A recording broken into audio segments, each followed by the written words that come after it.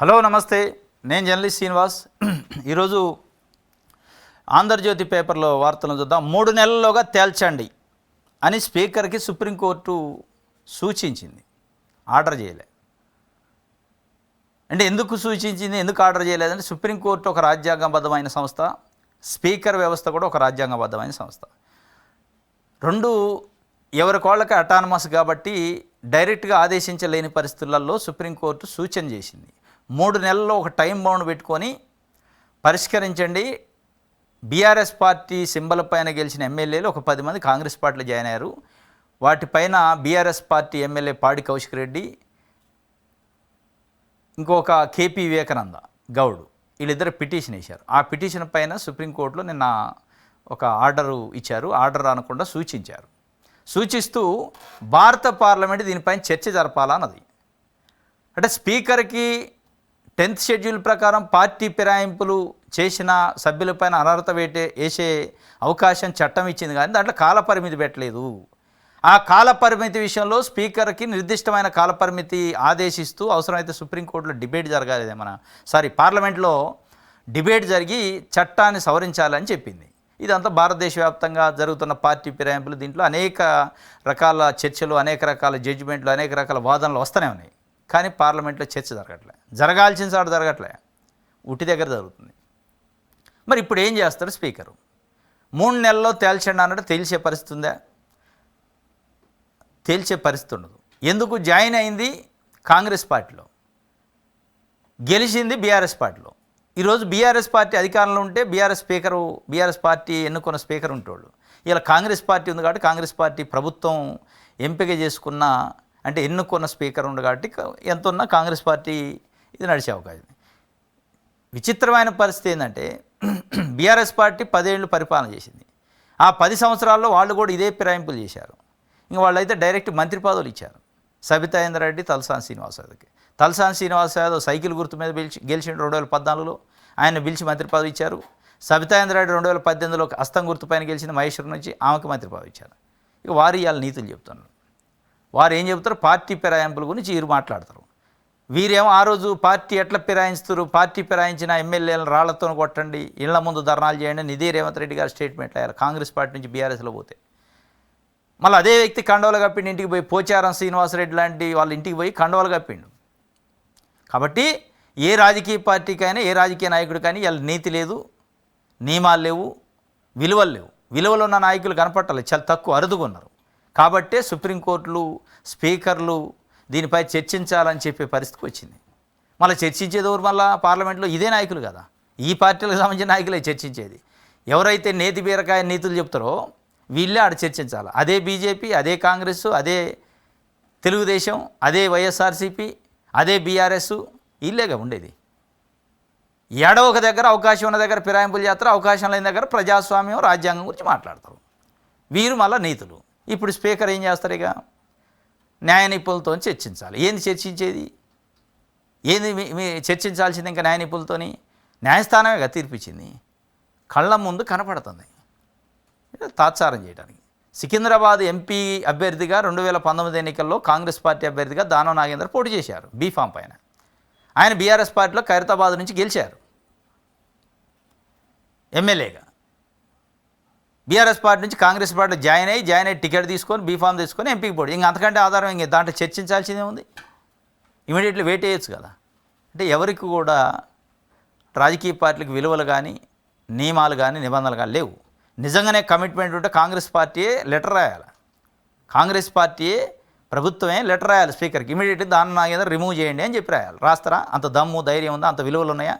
కాబట్టి బీఆర్ఎస్ అయినా, కాంగ్రెస్ అయినా, బీజేపీ అయినా, ఇవన్నీ పార్టీలు రంగులు వేరు, జెండాలు వేరు తప్ప వీళ్ళ విధానాలు ఒకటే, వీళ్ళ విలువలు ఒకటే, దాంట్లో డౌట్ లేదు. ఈ 3 నెలల్లో తేల్చిద్దా అంటే తేల్చే అవకాశం లేదు. తేల్చకపోతే ఎందుకు తేల్చలేదు అని అడిగేటోడు ఉండరు, అడిగే వ్యవస్థ లేదు. దానికి సరైన చట్టంలో లూప్స్ను పట్టుకొని ఇక్కడ డేకిస్తారు. 3 నెలల్లో కాదులే కానీ 3 సంవత్సరాల్లో తేలుస్తారు. 3 సంవత్సరాలు ఎందుకు తేలుస్తారంటే ఇప్పుడు కాంగ్రెస్ పార్టీ వచ్చి నియర్లీ ఇంకో 4-5 నెలలు ఇస్తే 2 సంవత్సరాలు పూర్తయింది. 3 సంవత్సరాల తర్వాత 5 సంవత్సరాలు పూర్తయింది. అప్పుడు పూర్తి చేస్తారు. ఇప్పటి నుంచి ఇంకో 3 సంవత్సరాల తర్వాత స్పీకర్ గారు నిర్ణయం తీసుకుంటారు అనుకుంటున్నాం. ప్రజలు మాట్లాడుకునేది బయట. రైట్. వేళ్ళన్నీ కేసీఆర్ వైపే చూపిస్తున్నాయట. వ్యవస్థలను నిర్వీర్యం చేయడం వల్లే మేడిగడ్డ కుంగింది. ఎలాంటి పరీక్షలు లేకుండా నిర్మాణ స్థలాల ఎంపిక, బ్యారేజీలో నీటి నిల్వ నిర్ణయం కేసీఆర్దే. ప్రభుత్వానికి జస్టిస్ పీసీ ఘోష్ కమిషన్ నివేదిక. 650కి పైగా పేజీలతో రూపొందించిన కమిషన్ నీటిపారుదల శాఖ ముఖ్య కార్యదర్శికి 2 కాపీలు అందజేత నేడు సీఎంకు అందజేయనన్న మంత్రి ఉత్తమ్ కుమార్ రెడ్డి. విచారణలో నా పాత్ర ముగిసింది. ప్రభుత్వం నిర్దేశించిన విధి విధానాలకు లోబడి నివేదికను సిద్ధం చేశాం.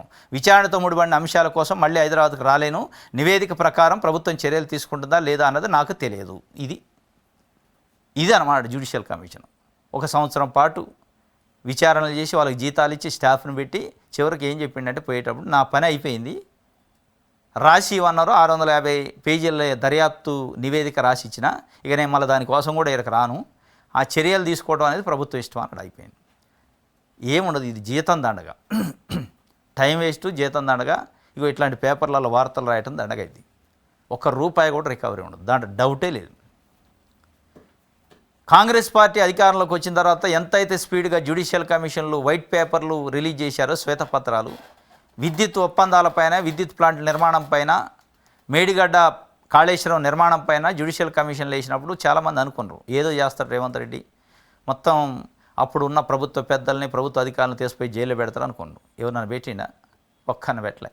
పెట్టింది ఎవరినంటే కింద చిన్న ఎంప్లాయీస్, ఏఈలు, డిఈలు, కింద ఉన్న వాళ్ళని. ఇక అల్నబల్ జాతర ఈ కమిషన్ రిపోర్ట్ కూడా అంతే ఉంటుంది. తిన్నోడు తిరుపతి ఎంకన్నే, ఇక దొరికినోడు దొంగ. ఇదనమాట. చాలా సింపుల్. రాజకీయ నాయకులకి ఇది ఒక అలవాటు అయిపోయింది, ఏ పార్టీ అయినా. ఇక ఆయన క్లియర్గా చెప్పండి, పీసీ ఘోష్ గారు నా పని అయిపోయింది, నివేదిక ఇవ్వన్నారు, ఇచ్చిన, ఇక దీంట్లో ఏముంది ఏందో వాళ్ళు చూసుకోవాల్సిందే అన్నాడు. ఇక అయిపోయి ఆడ ఏముండదు, మనం చూసేది ఏముండదు, వాళ్ళు చేసేది ఏముండదు, ఆడ జరిగేది ఏముండదు. జీతం దండగా ఆయనకి. ఇప్పుడు ఇన్ని నెలల పాటు ఇచ్చిన జీతము, ఖర్చు, ఈ అడావుడి, ఫ్లైట్ ఛార్జీలు, ఎంత దండగా ముచ్చట. నిజంగానే కమిట్మెంట్ ప్రభుత్వానికి ఉంటే ఇన్ని రోజులు పడుతుంది. నిజంగానే మీకు కమిట్మెంట్ ఉంటే ఇన్ని రోజులు పట్టిద్దా? లగచర్లలో రైతులు మా భూములు గుంజుకోవద్దని అడ్డం పడితే 36 మంది దేశపై 28 రోజుల పాటు జైల్లో పెట్టారు. దానికి టైం పట్టలే. రైతులు కాదు పాపం, కష్టపడి భూమిని నమ్ముకొని పనిచేసేటోళ్ళు కాబట్టి ఈజీ రైతులని జైల్లో పెట్టాం. గద్వాల దగ్గర ధన్వాడ ఒక ఇథనాల్ ఫ్యాక్టరీ పెట్టడానికి అక్కడ దేశపోయి లోపటేశారు మొత్తం రైతుల్ని. అక్కడ టైం పట్టలే. కానీ ఇక్కడ 10 సంవత్సరాల నుంచి ఇదే కాంగ్రెస్ పార్టీ అవినీతి చేసిండు, కేసీఆర్ ఫ్యామిలీ 1,00,000 కోట్లు దోచుకుంది, మా దగ్గర ఉన్న ఆధారాలని. చర్యలు తీసుకోవాల్సిన ప్లేస్ వచ్చినప్పుడు, ముఖ్యమంత్రిగా అయినప్పుడు ఒక చర్య ఉండదు, ఏది ఉండదు. రాజకీయ నాయకులను టచ్ చేయాలంటే భయము, ఆందోళన, మరి కుమ్మక్క ఏం తెలియదు. కానీ అదే రైతులను టచ్ చేయాలంటే ఈజీగా దేశపై జైలు పెడతారు, గంటలనే, బెయిల్ కూడా రాదు మళ్ళీ. ఇదనమాట. వీళ్ళన్నీ కేసీఆర్ వైపే చూపిస్తున్నాయంటే కేసీఆర్ వైపే చూపిస్తుంది, కానీ ఆయనకి ఏం కాదు. సముద్రంలో కలిసే వృధా జలాలను వాడుకుంటే తప్పేంటి, తెలంగాణకు వచ్చే నష్టమేముంది, బనకచెర ప్రాజెక్టులో తప్పు ఎక్కడుంది, మేము తెలంగాణ అభివృద్ధిని అడ్డుకోలేదు, ప్రాంతీయ విద్వేషాలు రేపేందుకే కుట్ర, బనకచెర్ల ప్రాజెక్టుపై ఏపీ మంత్రి లోకేష్ గారు చెప్తుండు. సముద్రంలో కలిసే వృధా జలాలను వాడుకుంటే తప్పేంది అంటాడు ఒక మంత్రి. ఆయన అసలు సముద్రంలో కలిసే వృధా జలాలు ఇన్ని ఉన్నాయని ఎవరు క్యాలిక్యులేషన్ చేశారు? మాట్లాడితే వృధా జలాలు, మిగిలి జలాలు అంటారు చంద్రబాబు నాయుడు గారు, లోకేష్ గారు. తప్పేంటి మీరు కాదు చెప్పాల్సింది, సిడబ్ల్యూసి చెప్పాలి. సెంట్రల్ వాటర్ కమిషన్ అని ఒకటి ఉంటుంది కేంద్ర ప్రభుత్వ పరిధిలో. ఈ భారతదేశంలో ఏ రాష్ట్రం నీటిపారుదల ప్రాజెక్టు కట్టినా వాళ్ళు పర్మిషన్ ఇవ్వాలి. వాళ్ళే ఎందుకు ఇవ్వాలి పర్మిషను అంటే వాళ్ళు లెక్కలేస్తారన్నమాట. మనం ఒక డిపిఆర్ సబ్మిట్ చేస్తే పలానా ప్రాజెక్టు పలానా నది పైన మేము ఫ్రేమ్ చేస్తున్నాం, గోదావరి పైన బనకచెర్ల అనే లిఫ్ట్ ఇరిగేషన్ ప్రాజెక్ట్ని 81,000 కోట్ల రూపాయలు పెట్టి నిర్మించాలనుకుంటున్నాం. దానివల్ల ఇగో ఇంత ఆయకట్టు స్థిరీకరణ అయింది, ఇన్ని వేల ఎకరాలు పంట పండిద్ది, దానికి ఇంత ఖర్చు అయింది, దానివల్ల ఇగో ఇన్ని కిలోమీటర్ల కాలువలు, ఇవన్నీ చెప్పి డిపిఆర్ ఇవ్వాలి. ఇచ్చినప్పుడు నీళ్ళు ఎక్కడి అని అడిగిద్ది. ఎక్కడ నీళ్ళు?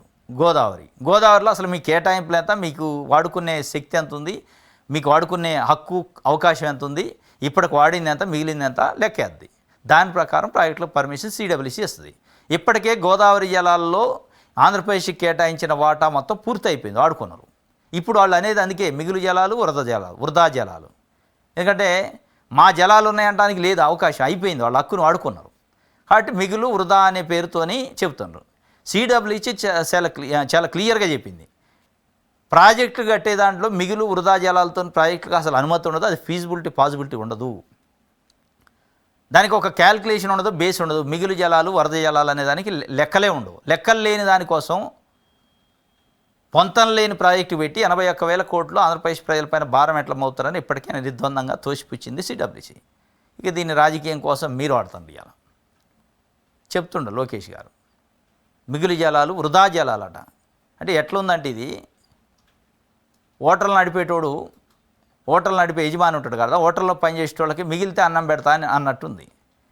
అందరు తిన్నాక మిగిలితే తిందురు, లేదంటే పస్తులు పండుకోండి, లేదా పనికిరాని ఏమన్నా ఉంటే పాసిపోయిన అన్నం మీకు పెడతా అన్నట్టుంది. పాసిపోయిన అన్నం కోసం, పనికిరాని అన్నం కోసం, లేదా పడేసే అన్నం కోసం, మిగులుతుందని అంచనా వేసే అన్నం కోసం మనుషులతో పని చేసుకొని అన్నం పెట్టుకుంటే చచ్చిపోరా? అట్లే ఉంటుంది ఇది కూడా. ఆడ వృధా ఎక్కడిది, మిగులు ఎక్కడిది, ఎవరు లెక్కేశారు? మిగులుకి వృధాకి లెక్కలు ఎట్లుంటాయి అసలు? దాన్ని బేస్ చేసుకొని 81,000 కోట్ల రూపాయలు ఖర్చు ఎట్టు చేస్తారు అనేది సిడబ్ల్యూసీ అడుగుతుంది. రైట్, సాక్షి పేపర్ చూద్దాం.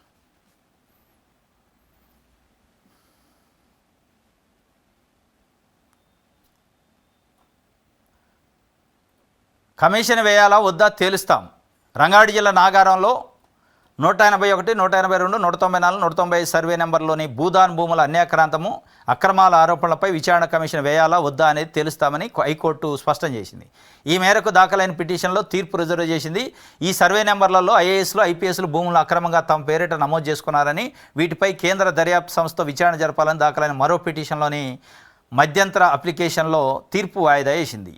ఇంట్రీమ్ అప్లికేషన్ ఒకళ్ళు వేశారట. మళ్ళీ కూడా ఐఏఎస్లు, ఐపీఎస్లు, మళ్ళీ దాంట్లో కూడా ఎవరు అనుకున్నారు? సీసీఎల్ఏ కమిషనర్గా మొన్నదాకా నవీన్ మిట్టల్ ఉండు, సిఎస్ సోమేష్ కుమార్ ఉండు, మిగతా ఐపీఎస్లు ఉన్నారు. వాళ్ళు ఏం భూములు కొన్నారు అనుకున్నారు? రంగారెడ్డి జిల్లా నాగారం రెవెన్యూలో 181, 182, 194, 195లో భూదాన్ భూములు ఉన్నాయి. ఎవరు అమ్మటానికి లేదు, ఎవరు కొనటానికి లేదు. అది అమ్మొద్దు, కొనొద్దు అని కాపాడాల్సిన ఐఏఎస్లు, ఐపీఎస్లే దాన్ని కొనుక్కున్నారు. కొన్నట్టు రాసుకొని అన్యాక్రాంతం చేసి రికార్డులలో పేర్లు నమోదు చేసుకుని ఇంకెంతకంటే పెద్ద క్రైమ్ ఉంటుంది? భారతదేశంలో అత్యున్నతమైన సర్వీసులో ఉన్న ఐఏఎస్లు, ఐపీఎస్లు, ఈ భారతదేశంలో ఉన్న భూముల్ని, సంపదను కాపాడాల్సిన కస్టోడియల్ ఆఫీసర్లు, చట్టాలు తెలిసిన ఆఫీసర్లు, ప్రొటెక్ట్ చేయాల్సిన ఆఫీసర్లు, వీళ్ళే ఇట్లాంటి అక్రమాలు, అవినీతి చేస్తే ఇంకెవడికి చెప్పుకోవాలా? ఎవరు దీన్ని కాపాడాల్సిన వ్యవస్థని? దానిపైన హైకోర్టులో పిటిషన్ వేశారు. కేంద్ర దర్యాప్తు సంస్థలతోని దర్యాప్తు చేయాలని చెప్పి వేస్తే, మేము అసలు కమిషన్ దీనిపైన ఏమైనా ఇన్వెస్టిగేషన్, విచారణ కమిషన్ ఏమైనా వేయాలా లేదా అనేది చెప్తాం, తేలుస్తామని చెప్పి హైకోర్టు చెప్పిందట. ఇక విచారణ కమిషన్ వేసే లోపల ఈ దొంగలు తప్పించుకుంటారు. బనకచెర్ల వెనక్కి ఏపీ ప్రతిపాదనను తిరస్కరించిన కేంద్ర ప్రభుత్వం. తెలంగాణ అభ్యంతరాల నేపథ్యంలో కీలక నిర్ణయం. రాజ్యసభలో కాంగ్రెస్ ఎంపీ అనిల్ కుమార్ యాదవ్ ప్రశ్నకు కేంద్ర పర్యావరణ శాఖ సమాధానం చెప్పింది. ఆంధ్రప్రదేశ్ ప్రభుత్వం ప్రతిపాదించిన గోదావరి బనకచెర్ల ప్రాజెక్టుపై కేంద్ర పర్యావరణ, అటవీ, వాతావరణ మార్పు మంత్రిత్వ శాఖ కీలక నిర్ణయం తీసుకుంది. ఈ ప్రాజెక్టుకు సంబంధించి పర్యావరణ ప్రభావం అంచనా అధ్యయనానికి టర్మ్ ఆఫ్ రిఫరెన్స్ మంజూరు చేయాల్సిందిగా ఏపీ ప్రభుత్వం పంపిన ప్రతిపాదనను తిరస్కరించింది. రాజ్యసభలో కాంగ్రెస్ ఎంపీ అనిల్ కుమార్ యాదవ్ గురువారం అడిగిన ప్రశ్న కేంద్ర పర్యావరణ, అటవీ, వాతావరణ మార్పుల మంత్రిత్వ శాఖ సహాయ మంత్రి కీర్తివర్ధన్ సింగ్ చెప్పింది. అయిపోయా, బనకచెర్లను వెనక్కి పంపిందట, తిరస్కరించింది. ఏపీ ప్రభుత్వం పంపిన తలా తోకాలేని బనకచెర్ల ప్రాజెక్టుని కేంద్ర ప్రభుత్వం తిరస్కరించినప్పుడు సాక్షాత్తు పార్లమెంట్ సాక్షిగా చెప్పింది రాజ్యసభలో నిన్న. కేంద్ర ప్రభుత్వం అంటే ఎవరు? చంద్రబాబు నాయుడు గారు నడిపేది ఎన్డీఏ కూటమి. మీరే ప్రపోజ్ చేస్తారు, మీరే తిరస్కరిస్తారు. దాన్ని మళ్ళీ తెలంగాణ ఆపింది. మళ్ళీ దీనికోసం సెంటిమెంటు, రాజకీయం. మేము ఎప్పుడన్నా తెలంగాణ ఆపినాం ఆ ప్రాజెక్టుని? తెలంగాణ, ఆంధ్రప్రదేశ్ నాకు రెండు ఒకటే అంటే ఆపిందేమో కేంద్రం. అభ్యంతరాలు తెలంగాణ చెప్పి ఉండొచ్చు. వీటన్నిటికంటే కేంద్రం చెప్తున్న అభ్యంతరాలు తీవ్రంగా ఉన్నాయి. అది మీరు మభ్యపెట్టే ప్రయత్నం చేస్తున్నారు. ఇది ఒక వార్త. బీసీ రిజర్వేషన్ల సాధన కలిసి రండి, ప్రజల కోసమే జనహిత పాదయాత్ర. కాంగ్రెస్ రాష్ట్ర ఇన్ఛార్జి మీనాక్షి నటరాజన్ వచ్చే 2 ఏళ్లలో 35,000 ఉద్యోగాలు భర్తీ చేస్తామని పీసీసీ చీఫ్ మహేష్ కుమార్ గౌడ్ పరిగిలో మహాజన పాదయాత్ర. కాంగ్రెస్ పార్టీ నాయకులు మాట్లాడే మాటలకి మరి అర్థాలు వేరుంటాయో తెలియదు. కానీ ఆయన ఏం చెబుతున్నారు? బీసీ రిజర్వేషన్ల సాధన కలిసి రండి. యాడికి రావాలి కలిసి? బిల్లు పార్లమెంటుకి పంపితే, రాష్ట్రపతికి పంపితే, ఆ బిల్లు కాడికి పోకుండా ఏడా రోడ్ల మీద తిరుగుకుంటా రండి కలిసి అంటే ఎవరి కాడికి పోవాలా? ఇది ఒకటి. ఇంకోటి ఏం చెప్తుండే పీసీసీ అధ్యక్షుడు మహేష్ కుమార్ గౌడ్ వచ్చే 2 ఏళ్లలో 35,000 ఉద్యోగాలు భర్తీ చేస్తారట. వచ్చే 2 ఏళ్లలో అంటే ఇప్పుడు 2 అయినా ఇంకో 2 అని 4 సంవత్సరాల తర్వాత 4 సంవత్సరాలు ముగిసేటప్పటికి 35,000 ఉద్యోగాలు భర్తీ చేస్తారట. మీరు కాంగ్రెస్ పార్టీ మేనిఫెస్టోలో పెట్టింది అధికారంలోకి వచ్చిన మొదటి సంవత్సరంలోనే 2 లక్షల ఉద్యోగాలు భర్తీ చేస్తాం, అది తుంగలో దొక్కారు. అది దొక్కి మళ్ళీ ఏం మాపి పెడతారు? పొన్నం ప్రభాకర్ గారు ఒక స్టేట్మెంట్ ఇస్తారు, పొంగులేటి శ్రీనివాసరెడ్డి గారు ఒక స్టేట్మెంట్ ఇస్తారు, ముఖ్యమంత్రి రేవంత్ రెడ్డి గారు ఇంకో స్టేట్మెంట్ ఇస్తారు. ముఖ్యమంత్రి రేవంత్ రెడ్డి గారు ఏం స్టేట్మెంట్ ఇచ్చిండు మొన్న తుంగతుర్తి కాన్స్టిట్యున్సీలో జరిగిన సభలో, బహిరంగ సభలో? వచ్చే మార్చి నాటికి 1,00,000 ఉద్యోగాలు భర్తీ చేస్తాం అన్నాడు. మీరేమంటున్నారు? వచ్చే 2 ఏళ్లలో 35 ఉద్యోగాలు భర్తీ చేస్తాం, 35,000 ఉద్యోగాలు. అంటే ఏది నిజం ఏది అబద్ధం? ఎందుకు ఈ అయోమయం, కన్ఫ్యూజను? నిరుద్యోగులతో ఏంటి ఆటలు, గేములు? నిరుద్యోగులు కన్నెర చేస్తుంటే ఎలా అసంతృప్తితో ఉన్నారు? కాంగ్రెస్ పార్టీ అంటే బగ్గున అంటున్నారు. ఇంకా కోపం పెంచుకునే కార్యక్రమం ఎందుకు చేస్తున్నారు? వచ్చే 2 నెలల్లో 35,000 ఉద్యోగాలంటే సిగ్గుతో తలదించుకోవాలి కాంగ్రెస్ పార్టీ. మీరు ఇచ్చిన హామీ ఏంది? మీరు చేస్తుంది ఏంటి? మీరు చెప్తున్న మాటలు ఏంది? ముఖ్యమంత్రి ఒకటి, మంత్రులు ఒకటి, మీరు ఒకటి చెప్తారా? ఏది నిజం ఇందులో? మొత్తం ట్రాషేనా? చివరికి అసలు 3,000 ఉద్యోగాలను నింపుతారా అనేది డౌట్ వస్తుంది. ఇది ఆయన చెప్తుండు 35,000 ఉద్యోగాలు వచ్చే 2 నెలల్లో భర్తీ. నువ్వు చేసేది ఏంది?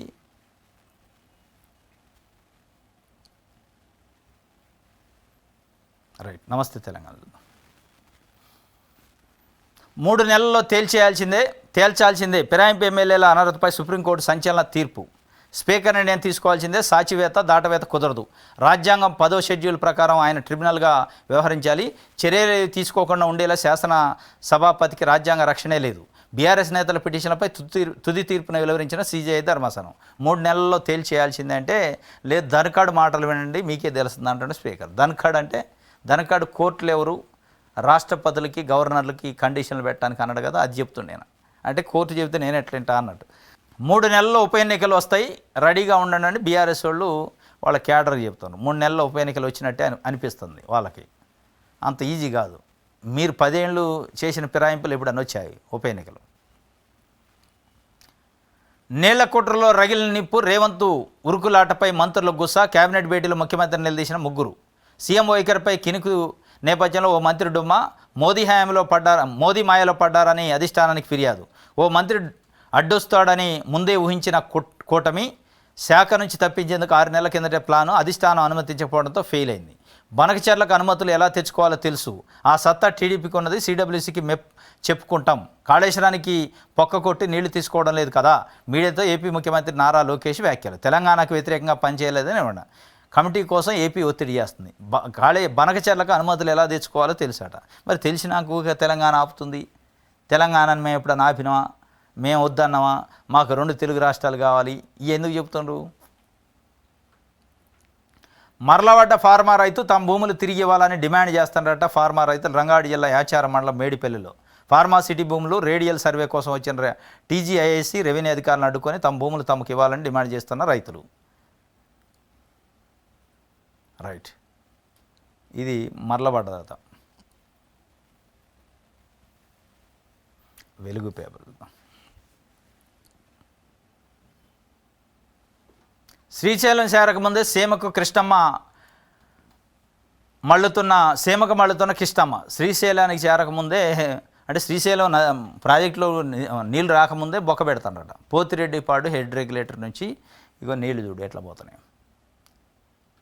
ఇక మళ్ళీ చంద్రబాబు నాయుడు గారు చెప్తా ఉంటాడు, నాకు 2 తెలుగు రాష్ట్రాలు సమానమే, 2 తెలుగు రాష్ట్రాల అభివృద్ధిని కాంక్షిస్తున్నా. అభివృద్ధిని కాంక్షించేటోడు శ్రీశైలంలోకి నీళ్లు రాకముందే హెడ్ రెగ్యులేటర్ని ఎత్తి పోతిరెడ్డిపాడు అక్కడి నుంచి ఒక నది పోయినట్టు పోతుంది వరద. అలా ఆయన చెప్తా ఉంటాడు, నాకు 2 కళ్ళు, 2 రాష్ట్రాలు, మొత్తం తెలుగు ప్రజలు శ్రేయస్సు ఉండాలి, బాగుండాలి. మరి బాగుండాలని కోరుకుంటాడు. ఈ దొంగ పనులు ఏందనేది ఒక వార్త ఎవరు రాయాలి, వెలుగు పేపరే రాసింది. శ్రీశైలం చేరకముందే సీమకు మళ్ళుతున్న కృష్ణమ్మ. బ్యాక్ వాటరు నుంచి రోజుకు 1,00,000 క్యూసెక్లకు పైగా తరలించకపోతున్న ఏపీ. స్పిల్వేను తలపించే 14 గేట్లతో వచ్చిన వరదను వచ్చినట్టే మలుపుతున్న పోతిరెడ్డిపాడు. అప్రోచ్ ఛానలు, కాలువలు కెపాసిటీని భారీగా పెంచడంతో సీమ వైపు పరుగు. పోతిరెడ్డిపాడుకు తోడైన హెందర్నివా, ముచ్చమర్రి లిఫ్ట్లు, బనకచెర్ల దిగువన కాలువల కెపాసిటీని పెంచే పనులు సైతం ప్రారంభించిన ఏపీ చెబుతున్నవన్నీ దొంగ లెక్కలే. కానీ మరి మనం ఏం చేస్తున్నట్టు ఏపీ దొంగ లెక్క చెబుతాం, రేవంత్ రెడ్డి గారు ఏం చేస్తున్నట్టు, ప్రభుత్వం ఏం చేస్తుంది, తెలంగాణ ప్రభుత్వం తానా అంటే తందాని అంటుందే. అక్కడ పోయి బనకచెర్ల అసలు టాపిక్కే రాలేదు అన్నాడు. ముఖ్యమంత్రుల మీటింగ్ పోయి బనకచెర్ల అనే ప్రస్తావన రానప్పుడు నేను ఎట్లా వ్యతిరేకిస్తా అని తెలంగాణలో ఉన్న 4 కోట్ల మంది ప్రజల చెవిలో పూలు పెట్టిండు. బనకచెర్ల కోసమే కూర్చున్నాక బనకచెర్ల టాపిక్ రాకుండా ఎట్టుంటుంది. ఇక దాని తర్వాత ఇప్పుడు లెటర్ వచ్చింది తెలంగాణకి, ఏపీకి. మొన్న మనం కూర్చున్నాం కదా, సమావేశమైనాం కదా, బనకచెర్ల పైన అధ్యయన కమిటీ వేయాలని మీ రాష్ట్రం నుంచి ఒక 3-4 పేర్లు పంపడానికి తెలంగాణకి లెటర్ వచ్చింది, ఏపీకి వచ్చింది.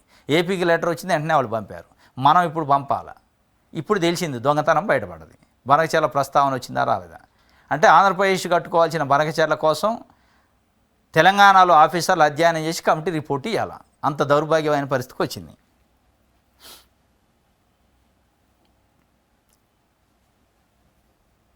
ఆంధ్రప్రదేశ్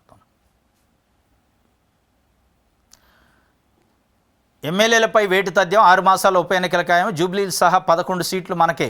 సమరానికి పార్టీ శ్రేణులను సిద్ధం చేయండి. బనకచెర్లపై న్యాయ పోరాటము, ప్రజా ఉద్యమాలు, కార్యాచరణతో కార్యరంగంలోకి దూకండి. త్వరలోనే భారీ బహిరంగ సభ పెడదాం.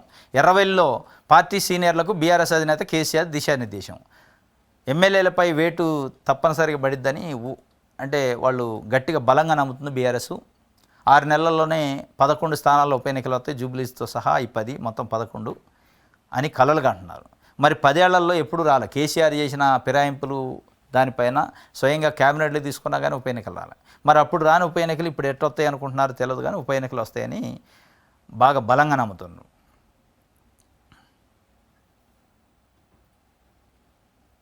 రైట్.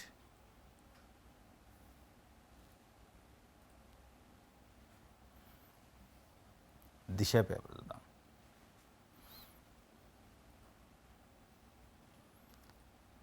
గులాబీలో గుబులట, కలవర పెడుతున్న కాళేశ్వరం నివేదిక, గొర్రెల స్కాములు, ఫామ్ హౌస్లో కీలక నేతలతో అధినేత కేసీఆర్ నిత్యం భేటీ, భయపడము అంటూనే ఎప్పటికప్పుడు సమావేశాలు, కేటీఆర్, హరీష్ రావు, జగదీష్ రెడ్డితో డిస్కషన్, ఎమ్మెల్యేలపై అనర్హత, స్పీకర్కు అప్పజెప్పడంపై అసంతృప్తి. మరి స్పీకర్కు అప్పజెప్పకపోతే సుప్రీంకోర్టు ఎడ చేస్తే చేయదు కదా. స్పీకర్ ఒక అటానమస్ బాడీ, సుప్రీంకోర్టు కూడా ఒక అటానమస్ బాడీ. వీళ్ళని వాళ్ళ నీళ్ళు గైడ్ అంటే ఆర్డర్ చేయడానికి వీల్లేదు కదా. కాబట్టి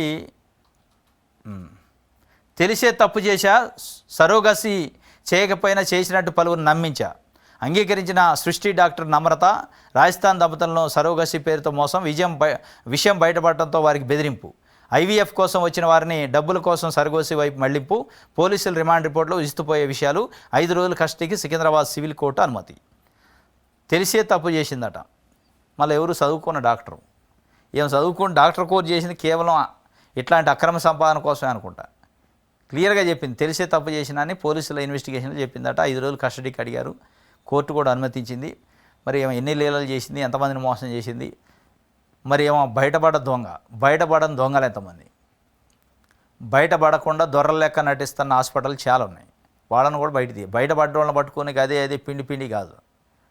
ఇలా బయటపడకుండా ఈరోజు చాలా జిల్లా హెడ్ క్వార్టర్లలో, హైదరాబాదు సిటీలో కొన్ని వందల మంది ఇట్లాంటి వ్యవహారాలు చేస్తున్న డాక్టర్లు అనేది ఉంది. వాళ్ళపైన చర్యలు తీసుకోవాలా. ఇక దొరికిన వాళ్ళని పట్టుకొని ఇదే అయిపోయింది క్లోజ్ అని చేస్తే ఏముండదు. మళ్ళీ బయటపడ్డ రోజు మళ్ళీ హడావుడి. ఇది దిశకు సంబంధించి. ఇది ఈరోజు న్యూస్ అనాలిసిస్. రేపు తాజా వార్తలతో తిరిగి కలుసుకుందాం. Thank you.